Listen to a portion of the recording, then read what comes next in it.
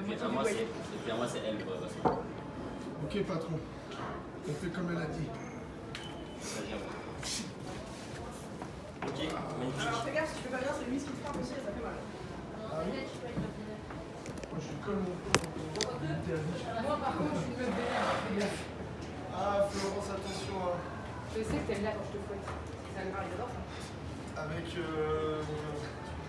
Avec la télé. Donc tu as fait langue étrangère déjà. C'est quelle langue? Langue étrangère, anglais, allemand et un peu de chinois aussi. Chinois. Ouais. Tu maîtrises le chinois? Non, pas du tout, parce que j'ai plus du tout pratiqué depuis. Et là, je pense qu'on n'a jamais connu un contraste entre tous les retours qu'on a reçus, entre les gens qui disent c'est génial et qui pleurent de rire, et les gens qui disent c'est horrible, vous frappez des femmes dans les films. Alors que de base, pour la petite anecdote, de base c'était des enfants qu'on voulait gifler à la place des femmes. C'est juste qu'on n'avait pas d'acteurs d'enfants à portée de main en 48 heures, tu vois. J'ai fait le choix de ne pas me consacrer aux Chinois non plus, parce que même si c'est très porteur au niveau du tourisme, c'est pas le meilleur quoi. Même si ça je pense, je ne mettrai pas, peu importe, c'est des trucs à réussite et projet, je pense. T'inquiète, tu fais ce que tu veux. Non, mais il y a des exclus, je peux pas dire. Attends, on va parler, attends. En vrai, nous on est super fiers du film. Et j'étais en train de dire qu'il faut que je fasse une application. J'aimerais bien faire une application.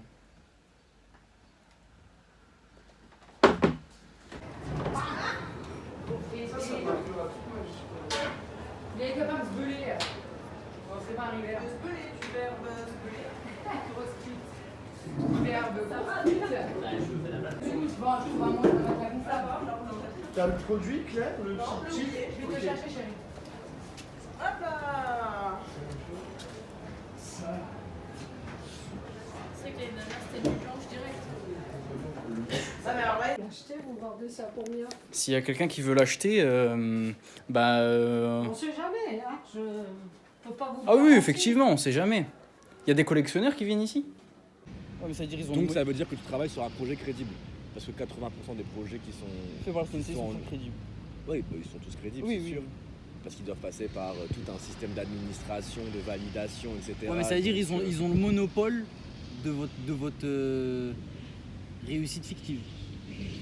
Ah oui, ça oui, Ça, oui. a toujours eu le monopole, ça c'est pas une... Non mais de vos rêves, genre. Euh... De vos rêves validés en tout cas, parce que tu peux réaliser un rêve et ne pas le sentir validé. Ouais, bah Si c'est toi dans ta le- tête, je parle d'un exemple, tu veux Rihanna et que tu as la plus belle femme du monde, bah, ça sera pas coché ta case.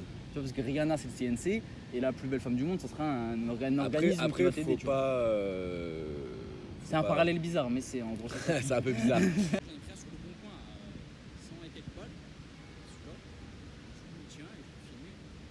Et tu montes sur quoi? Tu montes sur quoi? Il est chaude. Ok. Je sais pas, j'ai jamais essayé. Je te le dis. Ça se trouve ça marche hein. Crois-moi que ça marche. Ça marche, après je suis pas percé encore, donc je peux pas te dire ça fonctionne, mais ça marche.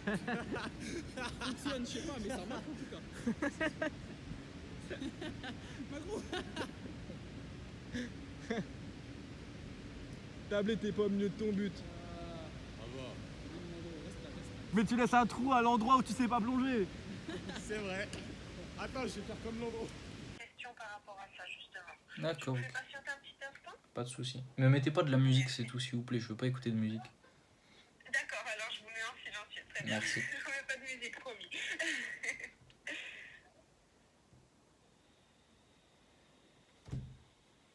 T'as vu, dans la vie, quand tu te demandes, pas de problème. Les gens, ils sont gentils, les gens. Faut pas sacraliser le CNC non plus. Il y a plein de manières de financer un film. Je veux dire, Kerry James pour Banlieusard, il a pas eu l'aide du CNC, tu vois. Ouais, oui, ça, oui. Donc, ok. mais Ouais, il a mais quand parce que même derrière, il y a réussi d'autres moyens. à Quand faire t'as son un nom, film. c'est pas pareil. Ouais, après, il a quand même galéré à faire son film. Et et même quand t'as un nom, le budget moyen d'un long métrage en France, c'est 3 millions d'euros, va les trouver, tu vois.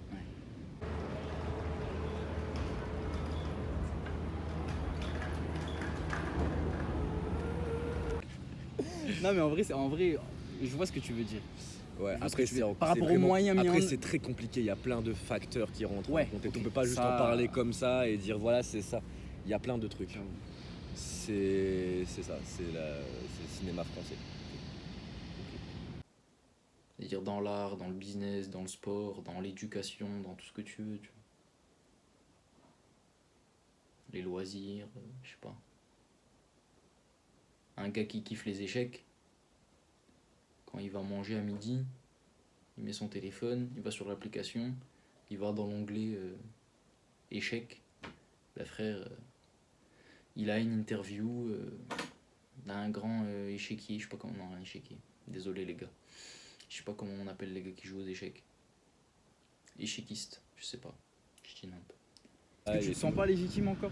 Non, je me sens pas encore légitime à. T'as combien de films à ton actif? Combien de films? De projets là. De projets, j'en ai avoir une 50aine facile. Ok. C'est vraiment un fumier à pas vouloir être légitime. C'est-à-dire, moi je suis légitime quand?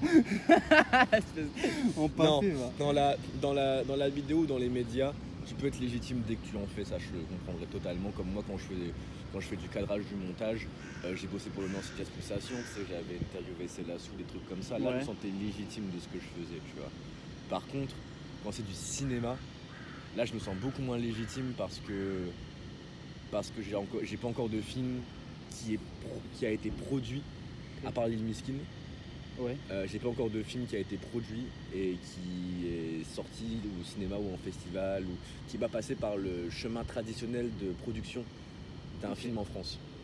Pour l'instant, tous les films que j'ai, enfin le seul film produit que j'ai fait, c'est moi qui l'ai produit et je suis passé par des rouages, à droite, à gauche. Tu veux vraiment pour la structure récupérer de scolaire, l'argent. toi en fait. C'est plus la structure quand je dis scolaire, c'est voilà. C'est la structure de t'as pas le choix. T'as un chemin. La structure de classique, faire. quoi, c'est ça que je dis. Bah c'est ça, ouais. Mais aujourd'hui t'as pas le choix de le faire parce que c'est en passant par cette structure classique que tu es, aux yeux de la profession, tu es professionnel. Faire une vidéo avec un prof d'histoire par exemple, qui dit ouais non, Charles Martel il a pas arrêté les Arabes en fait. Tu vois ce que je veux dire? Les vrais trucs que par exemple, que ce soit la France ou autre chose, tu vois. Oui, allô? C'est Paula Thiolo, Harmonie Mutuelle, vous allez bien? Ah oui, bonjour. Comment allez-vous? Je vais bien. Très bien, merci également. Combien de temps ça t'a mis vraiment à peaufiner, jusqu'au Covid du coup, à peaufiner ta visite, à peaufiner tout ça? Moi je me suis lancé en 2018. 2018, je m'étais dit, je lance mon entreprise de guide, mais à côté il me faut un boulot. Okay. Donc d'abord je commence avec un boulot à temps partiel en fait, et dans le même temps je développe mes visites guidées. En vrai, nous on est super fiers du film. On est content parce que du coup ça nous a vachement réconciliés. En fait, Agent Leclerc, c'est la première fois qu'on a fait un film. On a tapé une barre à l'écriture. On était trop fiers de ce qu'on avait écrit. On était en mode ouais, ça va tuer. Et quand on l'a fait et qu'on a regardé le film, on a fait ah ouais, ça tue. Aujourd'hui, le film il date d'il y a 2-3 ans, donc on s'est vraiment amélioré et heureusement. On fait plus du tout la même chose. Mais à l'époque, on était vraiment fiers de ça. On trouvait que les vannes fonctionnaient et tout, tu vois, c'est des barres, il est des barres le film, il est des barres. Et ouais, je m'étais fait interviewer à la fête du court-métrage il y a quelques années où je devais défendre ce film, c'était difficile. C'était difficile parce que j'étais face à un gamin de 15 ans qui comprenait pas le second degré. Ah oui. Et qui me disait mais il est misogyne votre film. Bah écoute, non. Excellent. Je suis pas misogyne, c'est un personnage, bref. Ok. Mais oui, donc ça vous avez vraiment appris quoi. C'est tout ça. Ouais. Ça vous avez plus à apprendre qu'autre chose. Et vous Ouais, avez kiffé le faire. Vous avez kiffé le faire parce que c'était ce que vous vouliez et faire. Puis ouais, grave. Et puis on a connu la tornade aussi. Ouais, c'est ça, oui, c'est ça. Ouais, vous avez vraiment appris quoi. On dirait peut-être pas comme ça, mais on a mangé quelques messages. Que par les gens ou Comment ça? Que par le public ou il y a des institutions? Ouais, peut-être. Non. Non. Parce qu'on était indépendants. On était était soutenus par l'université de Lorraine et on s'entendait super bien avec eux, mais genre vraiment de ouf. Ok. Et peu importe ce qu'on faisait, ils nous soutenaient. Oui, donc l'université de pas eu Lorraine. de problème en fait. Non. Juste des avis mal compris. Ouais, c'est ça, des avis. Oui, comme des gens qui comprennent pas forcément. C'est ça, mais plus que d'habitude quand même. Oui, ça c'est clair. Parce qu'après on a pris des risques. Hein.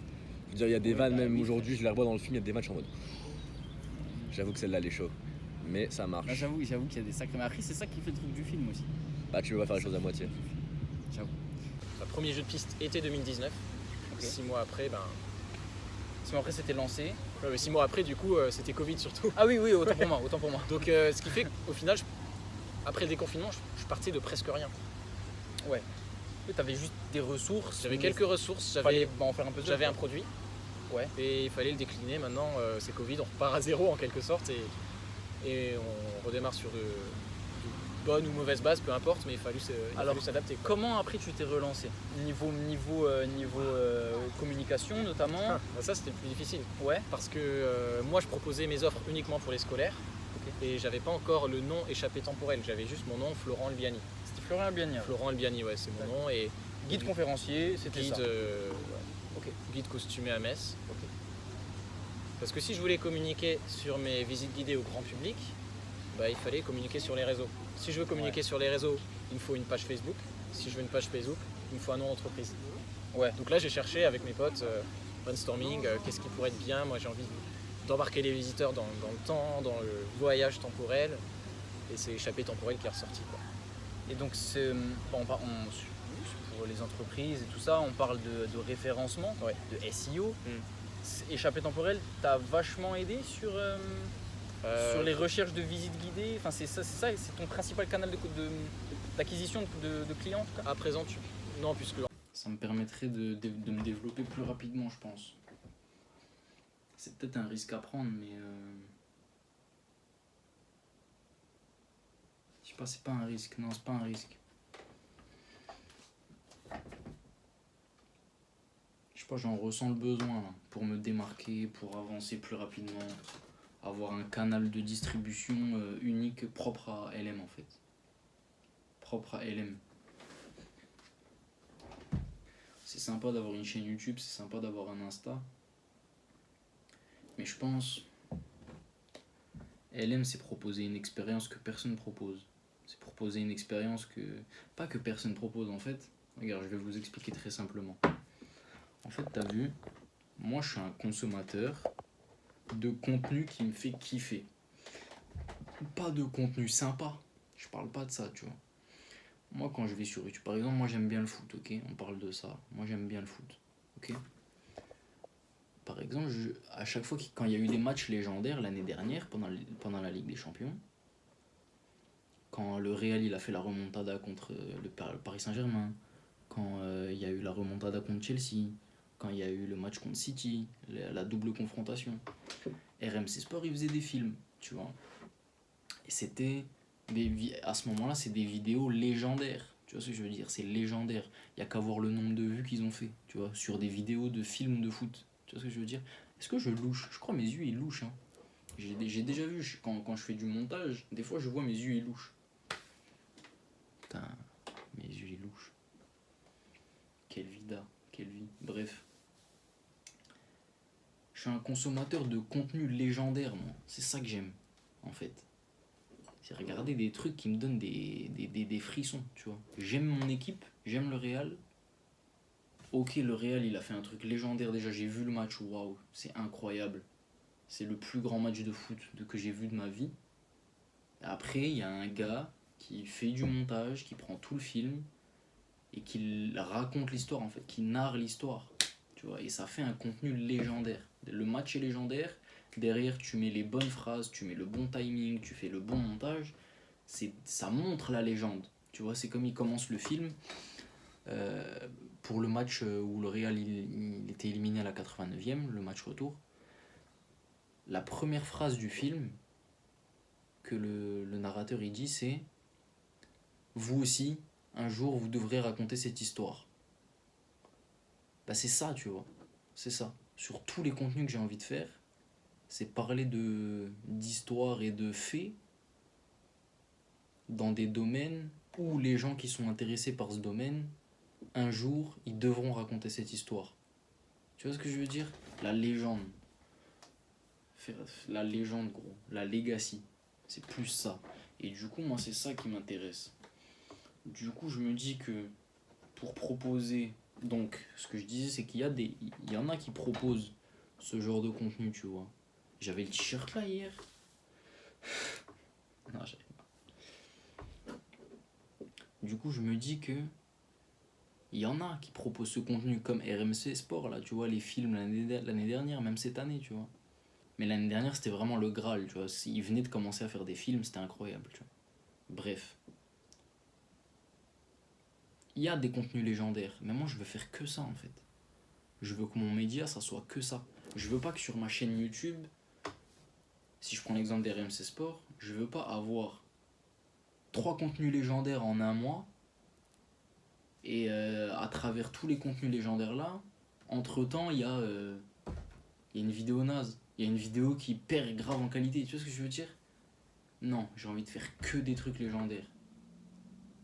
Tu vois, par exemple, si on prend dans l'aspect youtubeur et tout ce côté-là, Mr V, c'est un youtubeur légendaire. Tu vois ce que je veux dire ou pas? C'est... Bon, même s'il sort des vidéos tous les je sais pas combien de temps, tu vois. Mais si on voit dans l'aspect là, c'est légendaire. C'est comme Cyprien, tu vois. Cyprien, pendant une longue période, pendant de longues années, c'était banger sur banger sur banger. C'est ça que je parle, moi. C'est banger sur banger sur banger, en fait. C'est ça que j'ai envie de faire. C'est vraiment ça que j'ai envie de faire, tu vois. Et tu vois, je pense que si... Tu vois, Mr V, pour son premier album, il avait sorti un documentaire sur une application qui n'était pas la sienne, je crois. Non, c'était un média aussi. C'était une application qui proposait des contenus exclusifs. Ça s'appelait Black Pills, l'application. Et il avait proposé un documentaire de son album.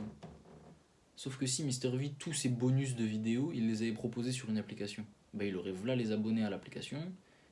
Toute la France, elle aurait l'application de Mr V dans son téléphone. Moi, je me rappelle quand Cyprien, il avait créé son application. J'avais son application. J'avais les mêmes de Cyprien. On était petits. C'était pas la même utilisation. C'était pas pareil. Mais le fait d'être proche des gens, en fait.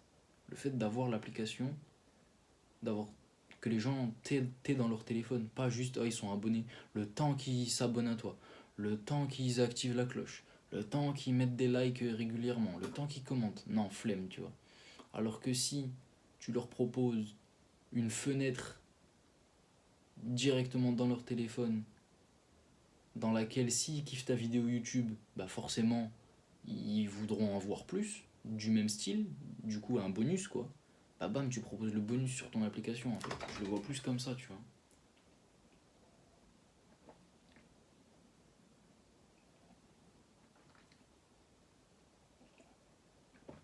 Je le vois plus comme ça.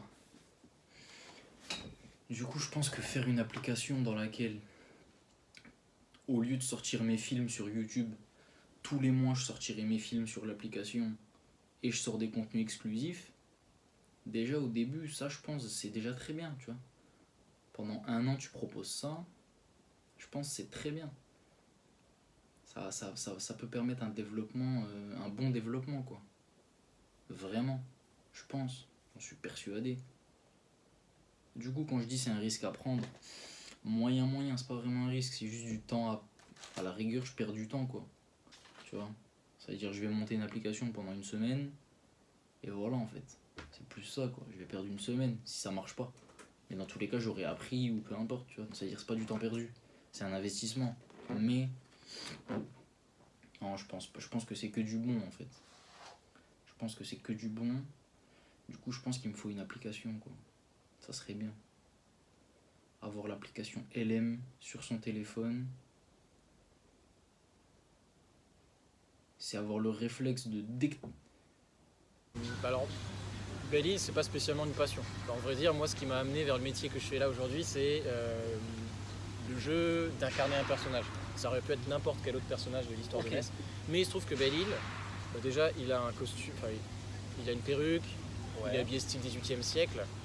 Et moi, c'est ce que j'ai envie, c'est de transporter les gens dans une autre époque, dans un autre siècle, les faire voyager en fait complètement, se croire à une autre époque. Peut-être que j'aurais pas forcément choisi un personnage du 20e siècle, c'est encore un peu trop proche de nous, mais incarner un mec du 18e, c'est quand même assez kiffant. Quoi. Dans son personnage en lui-même. Ouais. En fait. Donc, j'ai choisi Belle-Île parce que c'était un guide, pas un guide, mais un personnage un peu burlesque.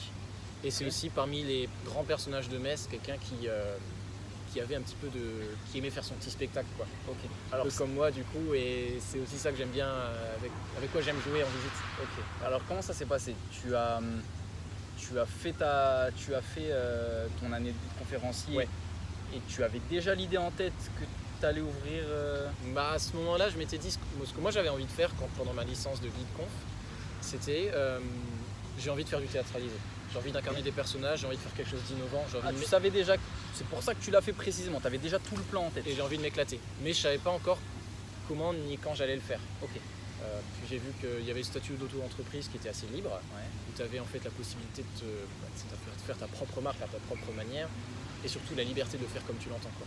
Ok. C'est pour ça que je me suis tourné vers l'auto-entreprise et que j'ai lancé. Ensuite j'ai fait mes recherches.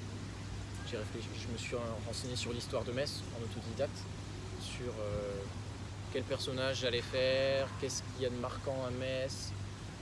Et petit à petit, c'est Belle-Île qui est ressorti, tout ça, quoi.